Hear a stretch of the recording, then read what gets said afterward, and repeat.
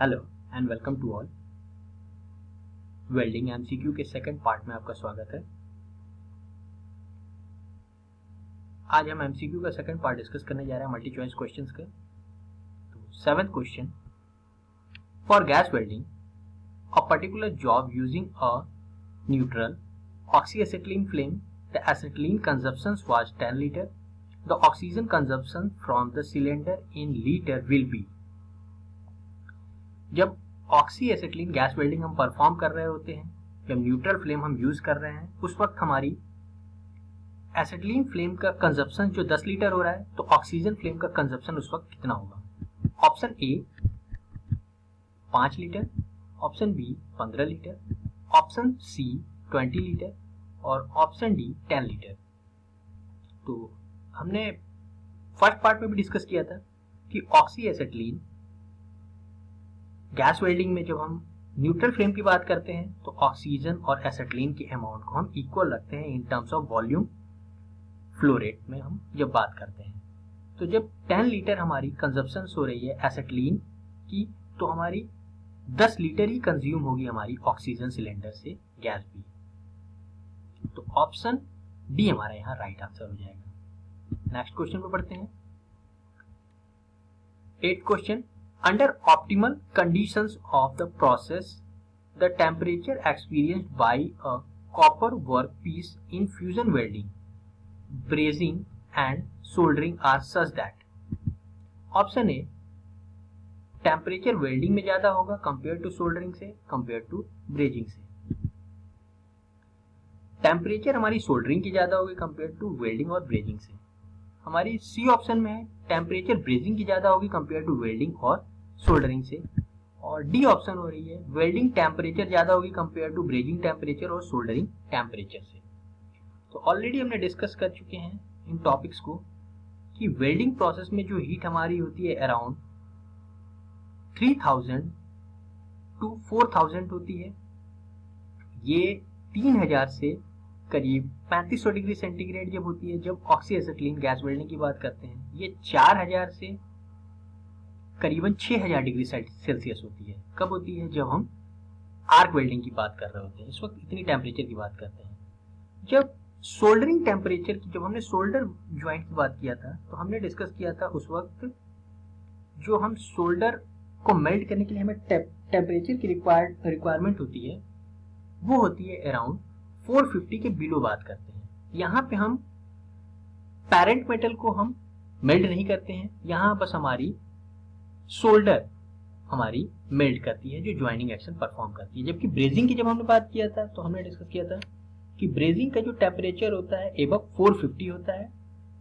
और अगर रेंज की बात करें, ब्रेजिंग ऑपरेशन जो परफॉर्म करते हैं जिसमें स्पेल्टर यूज करते हैं, जो बोरेक्स के साथ यूज करके हम फ्लेम से हम क्या करते हैं, बोरेक्स और स्पेल्टर के मिक्सचर को, जो कि कॉपर का मिक्सचर होता है, उसे हम मेल्ट करके ज्वाइन एक्शन करते हैं। यूजुअली पाइप ज्वाइन के लिए काम आती है।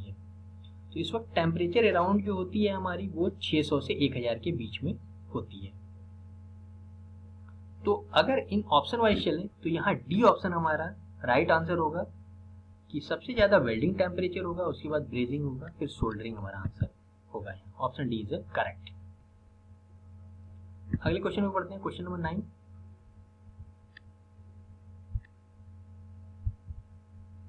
Which of the following bonds are most commonly used on the grinding wheel? ये हमारी ग्राइंडिंग का क्वेश्चन है, यानी 9वां 10वां एडिशनल क्वेश्चन हमने यहाँ डाल रखा है ग्राइंडिंग से रिलेटेड। ऑप्शन देखते हैं। Option A vitrified bond, option B rubber bond, option C silicate bond. तो याद रखिएगा लगभग 75% हमारी जो ग्राइंडिंग व्हील होती है वो विट्रिफाइड बॉन्ड की बनी होती है। ये स्पेशल क्ले है जो हमारी एब्रेसिव पार्टिकल को होल्ड करती है ऑन अ ग्राइंडिंग व्हील। इसकी पोरोसिटी अच्छी होती है। तो आंसर हमारा option A is right answer. 10th question देखते हैं। A grinding wheel is marked with a C is made of which abrasive. अब बताओगे ग्राइंडिंग व्हील स्पेसिफिकेशन में हम डिफरेंट कोड यूज करते हैं, न्यूमेरिकल और अल्फाबेट्स का। अगर हमने कहा कि अगर सी ऑप्शन हमने शो कर रखा है एब्रेसिव पार्टिकल के लिए, वो कौन से मटेरियल के इंडिकेट कर रही होगी? तो याद रखिएगा कि सिलिकॉन कार्बाइड के लिए हम सी ऑप्शन को हम यूज करते हैं। अगर हमारा ए यूज कर रहे हैं एब्रेसिव के लिए तो in the sense aluminium oxide की बात कर रहे हैं। अगर हम डी ऑप्शन यूज कर रहे हैं तो यानी डायमंड की हम बात कर रहे हैं। तो यहाँ 10th का राइट आंसर हो जाएगा हमारा सिलिकॉन कार्बाइड। 11th क्वेश्चन पे आते हैं। The grinding process results in a good surface finish because the chip removed during the process is small. Second option है the process is carried out at a high temperature, high cutting speed. Option C है both A and B, option D है none of the above. तो याद रखिएगा इसमें कि option C हमारे यहाँ राइट ऑप्शन है, यानी ए और बी दोनों करेक्ट होगा, क्योंकि वहाँ जो चिप्स रिमूवल रेट होती है वो क्या होती है? स्मॉल होती है, जो कि एक बर्न पार्टिकल होते हैं, और यहाँ पे बहुत ज्यादा एनर्जी कंज्यूम होती है इस प्रोसेस में। अगर मशीनिंग में बात कहें कि सबसे ज्यादा एनर्जी कब कंज्यूम होती है, तो ग्राइंडिंग प्रोसेस में हमारी कंज्यूम होती है। और कटिंग स्पीड भी हम इस केस में ज्यादा रखते हैं। याद होगा जब हम पॉजिटिव रेक एंगल की बात करते थे सिंगल पॉइंट कटिंग टूल में, तो उस वक्त हम किसकी बात करते थे? मेटल पे हम परफॉर्म करते थे, क्योंकि मेटल सॉफ्ट होते थे, और उस वक्त हम कटिंग स्पीड को ज्यादा रखते थे, क्योंकि हमें ज्यादा सरफेस फिनिश अच्छा मिल सके। तो यहाँ राइट आंसर हमारा option C is right answer. 12th question पे आते हैं। The material which holds the fine grains of the abrasive material in a grinding wheel is called as. जो ग्राइंडिंग व्हील में जो एब्रेसिव पार्टिकल होते हैं, abrasive particle चाहे aluminium oxide के हो सकते हैं, चाहे सिलिकॉन कार्बाइड के हो सकते हैं, चाहे डायमंड के हो सकते हैं, चाहे बोरान कार्बाइड के हो सकते हैं। तो इन एब्रेसिव पार्टिकल्स को जो होल्ड करने का काम करता है, जो मटेरियल करता है, उसे क्या कहते हैं? Option A compound, option B bond, option C hold, option D none of the above. इनमें से कोई भी नहीं सही है। तो यहाँ याद रखिएगा option B is the right option. जो हमारी एब्रेसिव पार्टिकल्स को, एब्रेसिव ग्रेन्स को होल्ड करता है ग्राइंडिंग व्हील में, उसे हम बॉन्ड कहते हैं, जिसे हम डिफरेंट सिंबल से स्पेसिफिकेशन में डिनोट करते हैं। फॉर एग्जांपल विट्रीफाइड को हम वी से डिनोट करते हैं और रबर को आर से डिनोट करते हैं। अगले क्वेश्चन की तरफ बढ़ते हैं।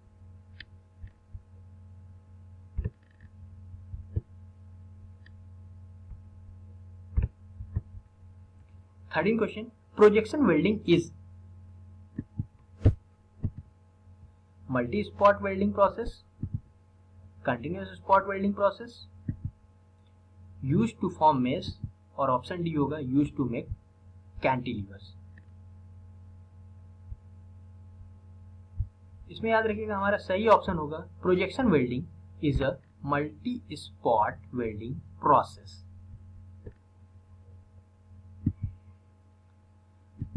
इसे समझते हैं कि ये हमारी एक स्पॉट वेल्डिंग प्रोसेस हमने शो किया है यहाँ,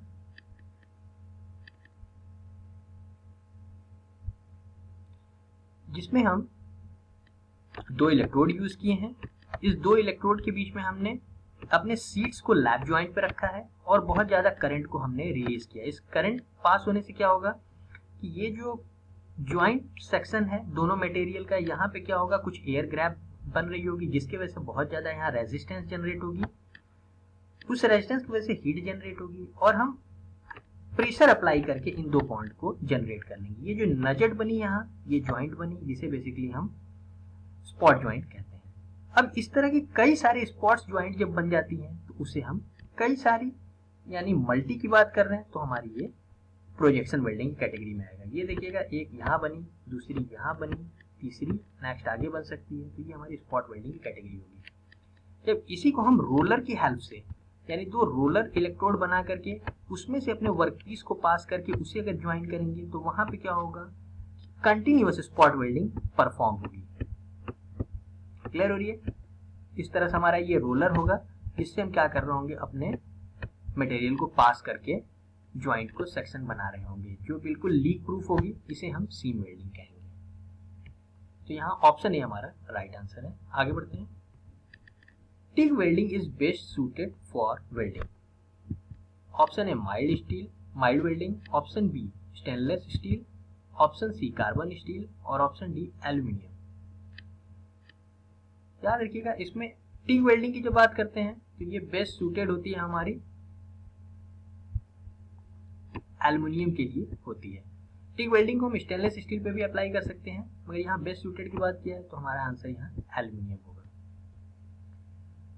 नेक्स्ट 15 क्वेश्चन जो अभी हमने डिस्कस किया है कि seam welding is a continuous spot welding, जिसमें हम दो रोलर की हेल्प से हम क्या करते हैं, दो शीट को आपस में जोड़ते हैं हाई करंट पास करके। रोलर्स हमारी कॉपर की बनी होती है जिसमें से इजीली करंट पास हो सके, और यहाँ पे हम formula H equal to the I square RT को यूज करके हम क्या करते हैं, हीट जनरेट करके प्रेशर अप्लाई करके हम कंटिन्यूअस स्पॉट वेल्डिंग जनरेट करते हैं। तो ऑप्शन बी यहाँ हमारा क्या होगा, करेक्ट होगा। Example of a horning operation, horning operation का एग्जाम्पल पूछा गया है। ये एक सुपर फिनिशिंग प्रोसेस है।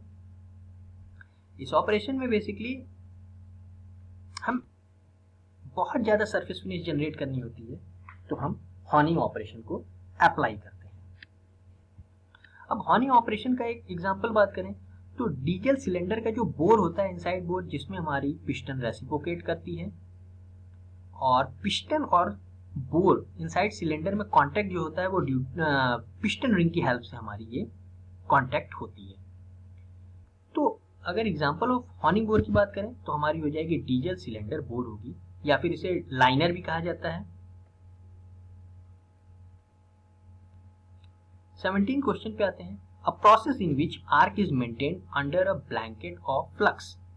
तो हमें याद होगा कि SAW प्रोसेस होती थी, सबमर्ज्ड आर्क वेल्डिंग, जिसमें हम क्या करते थे, आर्क को मेंटेन करते थे अंडर ब्लैंकेट ऑफ फ्लक्स, जिससे हमें बहुत फायदा होता था कि हमारी जो आर्क होती थी वो ब्लैंकेट यानी फ्लक्स में दबी होने की वजह से हमें सील्डिंग गैस की एडिशनल रिक्वायरमेंट नहीं होती थी।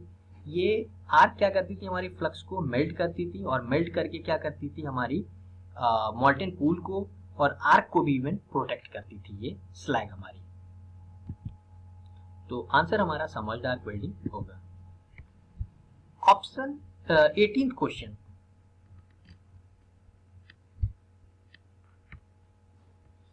Most commonly used flame in a gas welding is neutral flame और ऑक्सीडाइजिंग फ्लेम और कार्बोनाइजिंग फ्लेम और ऑल दी एबव। जो हम गैस वेल्डिंग जब अप्लाई करते हैं तो उसमें से कौन सी फ्लेम सबसे ज्यादा यूज में आती है, तो हमारी याद रखिएगा ऑक्सीडाइजिंग फ्लेम में ऑक्सीजन की अमाउंट ज्यादा होती है, जिससे ऑक्सीडाइजेशन का खतरा होता है, जिसकी वजह से हमारी वेल्डिंग वीक हो सकती है। कार्बोनाइजिंग फ्लेम में क्या होता है, एडिशनल एसिटिलीन के अमाउंट यूज करते हैं, यानी ये अनबर्न्ड एसिटिलीन क्या करेगी, हमारी सरफेस पे इम्पैक्ट करेगी, जिसकी वजह से हाई टेम्परेचर पे क्या होगी, ये डिफ्यूज होगी हमारी मटेरियल में, जिससे हमारी मटेरियल की प्रॉपर्टी इवन हार्डनेस उसकी इंक्रीज होगी। जबकि न्यूट्रल फ्लेम को नेचुरल फ्लेम भी कहते हैं, इसमें हम एसिटिलीन और ऑक्सीजन के अमाउंट को इक्वल रखते हैं। तो यूजुअली हमारी न्यूट्रल फ्लेम या फिर natural flame most commonly use होती है हमारी गैस वेल्डिंग टेक्निक में। Option A is the right answer. 19th question में पढ़ते हैं, in a reverse polarity welding. Option A, electrode holder is connected to the negative and workpiece to positive. Option B, electrode holder is connected to the positive and the work is negative, work is positive and the holder is अर्थ।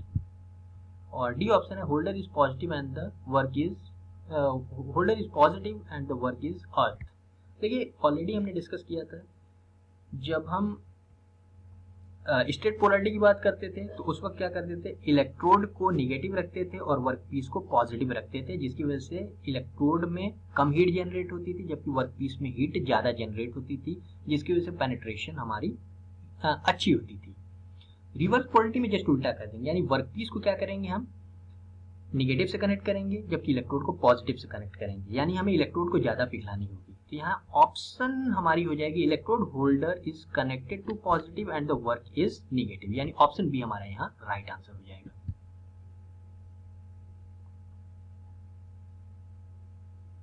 यानी option B हमारा यहाँ क्या right option हो जाएगा। ये हमारी reverse polarity हो रही है, जिसमें हमने क्या किया है कि इलेक्ट्रोड होल्डर को पॉजिटिव कनेक्ट कर दिया जबकि वर्क को यहाँ निगेटिव हमने कनेक्ट कर रखा है। ये हमारी इलेक्ट्रोड हो रही है, ये वर्क पीस हो रही है, ये पावर सप्लाई हमारी हो रही है, ये एसी और डीसी कोई भी हो सकती है। तो ये था हमारा सेकंड पार्ट, जिसमें फर्स्ट एंड सेकंड पार्ट में हमने 19 क्वेश्चन लिए हैं। And thank you for watching this video.